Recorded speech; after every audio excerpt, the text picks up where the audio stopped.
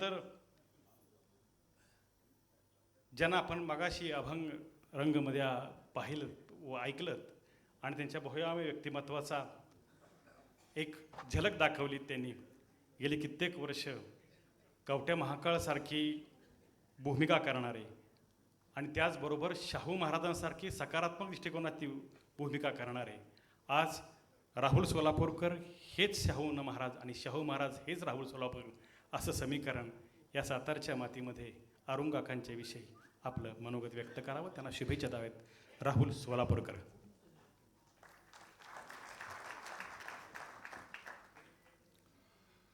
सामाम पातु सरस्वती भगवती. आदरणीय वंदनीय व्यासपीठ आणि उपस्थित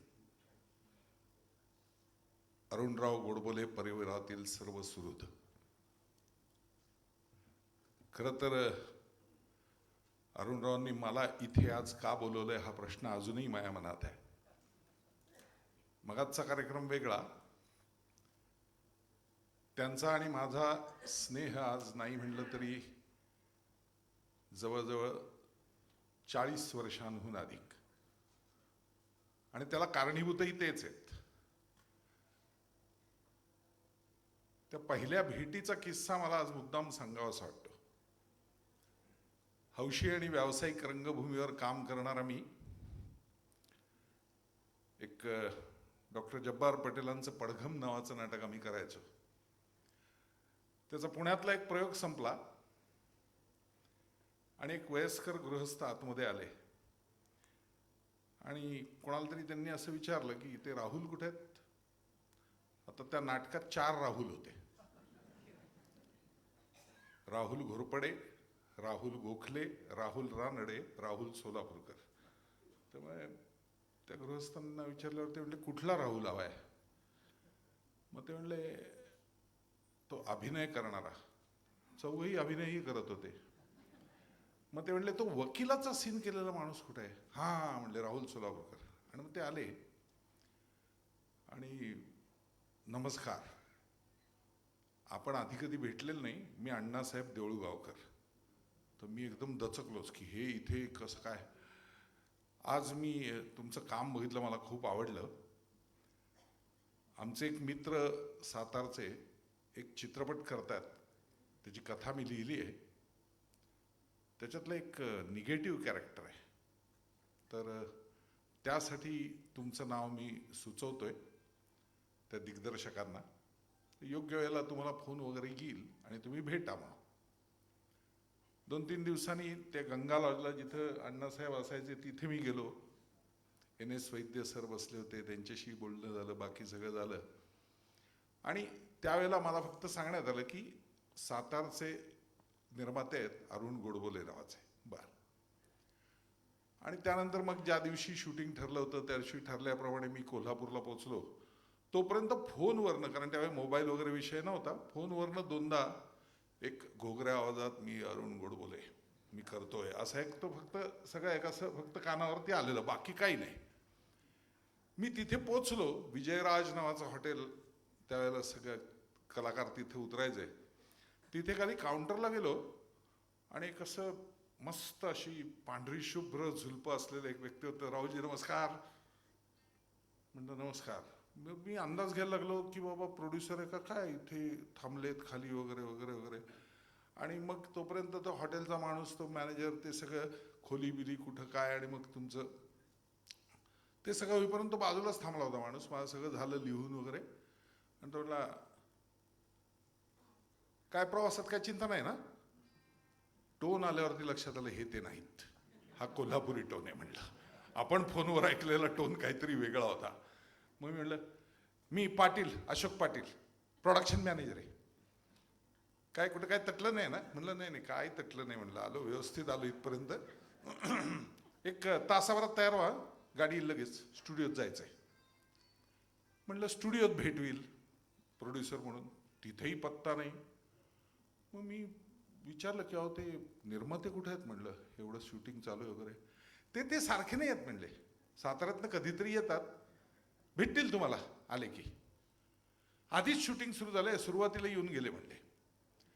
4 दिवसांनी अचानक मी शूटिंग संपवून आलो तर रूम उघडली तर माझ्या उशीपाशी एक पाकिट. म्हटलं हे काय आता पाकिट कसलं आलं बाबा म्हणून उघडलं तर त्याच्यात सही केलेला चेक अरुण गोडबोलेंचा आणि असं ठेवलेलं. म्हटलं हे एकदम म्हणून मी खाली फोन लावला पाटलांना इंटरकॉमवरनं. होय काय ते त्यांची पद्धत आहे बघा. ते तुम्ही आले ना आता ॲडव्हान्स दिला तुम्हाला त्यांनी तो. दुसऱ्या दिवशी ते पोचले सेटवर तेव्हा पहिल्यांदा माझं या माणसाचं दर्शन झालं की हे आमचे निर्माते आहेत.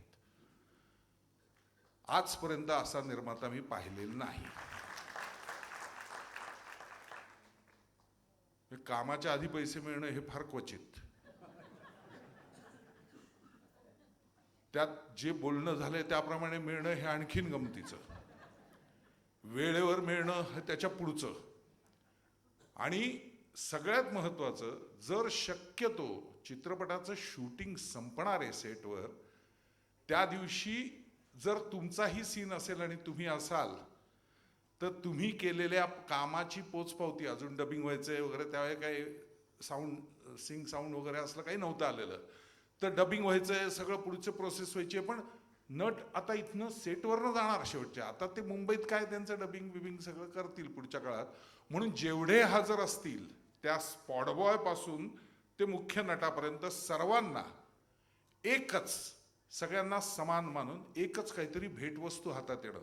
कधी बॅग असेल कधी एखादं वेगळं काहीतरी थर्मास असेल हे सगळ्यांना देणं हे आजवरच्या माझ्या आयुष्यातल्या 103 चित्रपटात मी कुठेही बाकी अनुभवलेलं नाही. आणि त्यावेळेला जो स्नेह जुळला कारण त्यांनी मला मोठा पडदा पहिल्यांदा दाखवला निर्माता म्हणून. ते चित्रपटसृष्टीत जोपर्यंत होते तोपर्यंत त्यातल्या प्रत्येक सिनेमात पुढच्या मी काम केलं.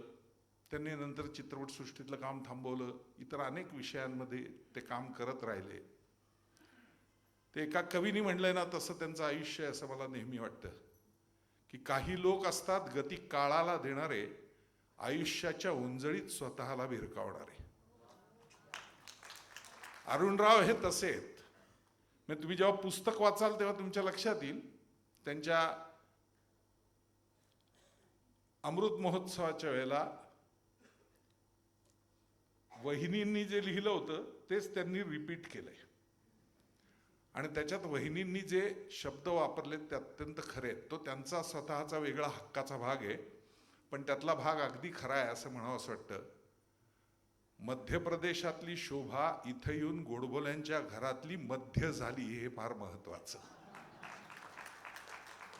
आणि त्यामुळे तिच्या शब्दांना मान देऊन मी तेच शब्द परत छापतोय असं अरुणरावांनी त्या पुस्तकात म्हणले. बरोबर अरुणराव. पण त्याच्यामध्ये त्यांनी ज्या भावना व्यक्त केल्या आहेत की कशामुळे मला माहित नाही लोकांना असं वाटत राहतं उगाचच.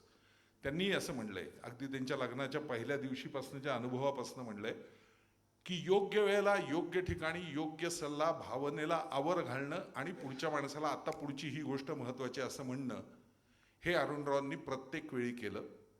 आणि ज्या ज्या वेळेला कुठलीही जबाबदारी अचानक अंगावर आली त्यावेळेला त्याला नाही न म्हणता बेधडकपणे आपण त्याला जाऊन थेट भिडायचं हेही अरुणरावांनी केलं. आजचा लेखन प्रपंच जर त्यांचा बघाल तर तीही गोष्ट तशीच आहे. कुठंतरी ते सिंगापूर आणि हाँगकाँगच्या ट्रिपवरनं सुरू झालेलं एक प्रवास वर्णन पहिल्यांदा ऐक्यमध्ये त्याचं पुस्तक होणं आणि बघता बघता हा प्रपंच वाढत जाता 40-50 पुस्तकांपर्यंत जाणं ही शब्दसृष्टीची एक वेगळी मजा त्यांनी आयुष्यभर घेतलेली आहे. म्हणजे नीट बघायला जाऊ ना तर आपण अनेकदा वेगवेगळ्या निसर्गामधल्या गोष्टी बघतो. मला त्या मकावसारखे त्यांचे रंग दरवेळी बदलतात असं वाटतं. कधी ते करसल्लागार असतात कधी ते निर्माते असतात कधी ते कवी असतात कधी ते अत्यंत जवळचे स्नेही असतात कधी अचानक वडिलकीच्या धाकाने रागावणारे किंवा दटावणारे किंवा प्रश्न खोचकपणे विचारून कशाला करतोय हे असंही मला विचारणारे असतात.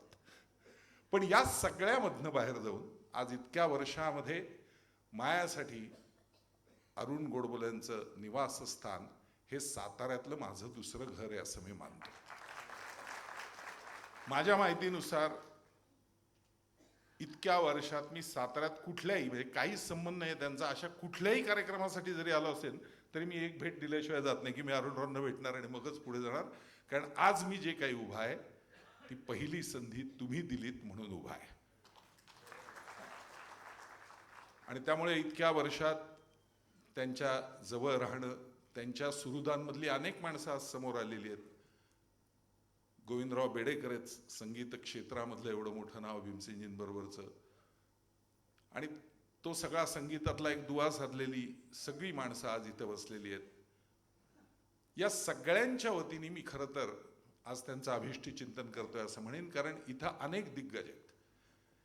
पहिली संधी चित्रपटात मला मिळाली त्यावेळेला त्या चित्रपटातल्या नायिकेतल्या भूमिकेतले आदरणीय मोहन जोशी सर आज इथे आहेत आपल्यामध्ये, नशीबवानच्या वेळेचे. त्यामुळे अनेकांना परिसस्पर्शासारखा अरुण स्पर्श झालाय असं मी म्हणेन. आणि त्यातून ती माणसं त्या त्या क्षेत्रात घडलेली आहेत. त्यामुळे अरुणरावांच्या कायमच त्या वडिलकीच्या धाकात, ऋणात आणि त्यांच्या आशीर्वादात राहणंच मी पसंत करीन. सातत्याने परिचय देत असताना वेगवेगळ्या गोष्टींचा परिचय दिला जातो. कुठल्याही अभिनेत्याला एका विशिष्ट शिक्क्यात कधीही बंद व्हायला आवडत नाही. विविध भूमिका करून आपल्यातलं वैविध्य दाखवणं त्याला आवडत असतं. पण रसिकांचं असं असतं की ते एका विशिष्ट चौकटीतनं बघायला लागले की त्याच चौकटीतनं बघतात. त्यामुळे अरुणरावांच्या नशीबवानमधला बळीराम गेंडे मी केला आणि जो काही व्हिलनचा माझ्यावरती पहिला शिक्का लागला, कारण त्याच्या पाठोपाठच थरथराट, मग ओळीनी सगळे, मग अरुणरावांचा धुमाकूळ असेल, खूप उशिराने काही वेगळ्या कॅरेक्टर रोल्स मला करता आले. स्वामींचा असेल, शाहू असेल, इतर अनेक नंतरच्या काळात व्हेंटिलेटर वगैरे. पण त्याला खूप वेळ लागला. तोपर्यंत जवळजवळ म्हणजे जसं निळू फुले म्हणायचे की बाबा किती चांगले चित्रपट केले, तर मागे वळून बघितल्यावर लक्षात आलं की 2-4च आहेत माझ्या आयुष्यात. पण ते 2-4 करण्यासाठी मला 100 करावे लागले म्हणले. तसं त्या सगळ्या व्हिलन्समध्ये जाऊन मी सातत्याने त्या याच्यात अडकलो आणि त्यातनं बाहेर पडण्याचे मग प्रयत्न झाले. त्याच्यात चांगले काम काही ठिकाणी मिळालं. पण तरीही तो शिक्का अजून पुसला जात नाही. लोकांच्या मनात त्या भूमिका अजूनही बसलेल्याच असतात. त्यामुळे मग जेव्हा मी शोधायला लागतो की आज अरुणराव पहिल्या वाजता तू येणार ना, नक्की येणार ना, मग तू आलायस बरं झालं, तर तू इथे पाहिजेस कार्यक्रमाला माझ्या. तर मला का बोलवलं असावं तर ते आत्ता कळलं. कारण आपल्या संस्कृतीमध्ये काही फार चांगल्या गोष्टी आहेत. त्यातली एक गोष्ट अशी असते की एवढा मोठा सहस्र चंद्रदर्शन सोहळा, अवघ्या 2 महिन्यात 600 पानी पुस्तक सर्व आठवणींसहित अरुणरावांनी लिहून काढलेलं, म्हणजे अजूनही स्मरणशक्ती आणि हे सगळी तितकीच तल्लख. त्यात आदरणीय वहिनींचंही 80व्या वर्षातलं पदार्पण, असा सगळा एक सोहळा, अगदी पूर्ण असा दृष्ट लागणारा असा सोहळा असं म्हणतो आपण. आणि मग आपल्या संस्कृतीत एक भाग असतो ना, महिलांना पटकन पटेल.